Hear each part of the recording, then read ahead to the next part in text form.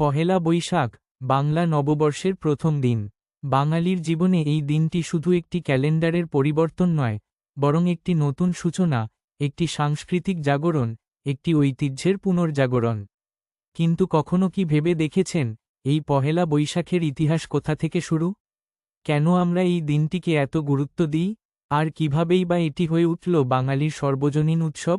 আজকের এই ভিডিওতে আমরা জানব পহেলা বৈশাখের পুরো ইতিহাস, এর উৎপত্তি, বিবর্তন এবং আধুনিক উদযাপন পর্যন্ত। বাংলা সনের ইতিহাস মূলত মুঘল আমলের সাথে জড়িত। ধারণা করা হয়, সম্রাট আকবরের সময় থেকেই বাংলা সনের প্রচলন শুরু হয়। তখনকার সময়ে ভারতবর্ষে হিজরি চান্দ্র সন অনুযায়ী কর আদায় করা হতো, কিন্তু এই চান্দ্র সনের সাথে কৃষির মৌসুমের মিল না থাকায় কৃষকদের জন্য কর প্রদান করা বেশ কঠিন হয়ে পড়ত। সম্রাট আকবর এই সমস্যার সমাধান করতে চান, তাই তিনি জ্যোতির্বিজ্ঞানী ফতেহুল্লাহ সিরাজিকে নির্দেশ দেন একটি নতুন সন তৈরি করার জন্য, যা হবে সৌরভিত্তিক এবং কৃষির সাথে সামঞ্জস্যপূর্ণ।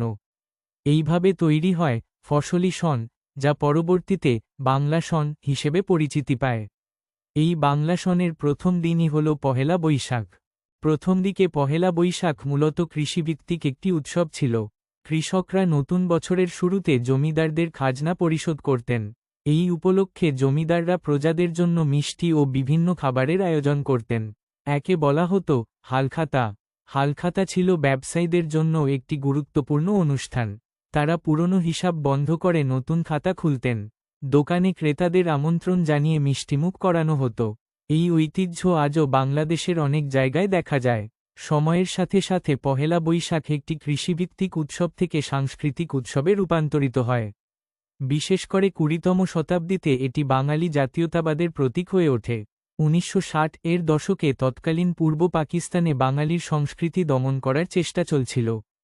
তখন পহেলা বৈশাখ হয়ে ওঠে একটি প্রতিবাদের ভাষা। 1967 সালে ঢাকার রমনা বটমূলে ছায়ানট প্রথমবারের মতো পহেলা বৈশাখ উদযাপন করে সাংস্কৃতিক অনুষ্ঠানের মাধ্যমে। এই অনুষ্ঠান আজও প্রতি বছর অনুষ্ঠিত হয় এবং এটি বাঙালির অন্যতম বড় সাংস্কৃতিক আয়োজন হিসেবে বিবেচিত। বাংলাদেশে পহেলা বৈশাখের অন্যতম আকর্ষণ হল মঙ্গল শোভাযাত্রা। এটি প্রথম শুরু হয় 1989 সালে ঢাকা বিশ্ববিদ্যালয়ের চারুকলা ইনস্টিটিউটের উদ্যোগে। মঙ্গল শোভাযাত্রার মূল উদ্দেশ্য ছিল অশুভ শক্তিকে প্রতিহত করা এবং শুভ শক্তির আগমনকে স্বাগত জানানো। এতে বিভিন্ন মুখোশ, পুতুল এবং প্রতীকী শিল্পকর্ম ব্যবহার করা হয়। 2016 সালে ইউনেস্কো মঙ্গল শোভাযাত্রাকে মানবতার অমূর্ত সাংস্কৃতিক ঐতিহ্য হিসেবে স্বীকৃতি দেয়।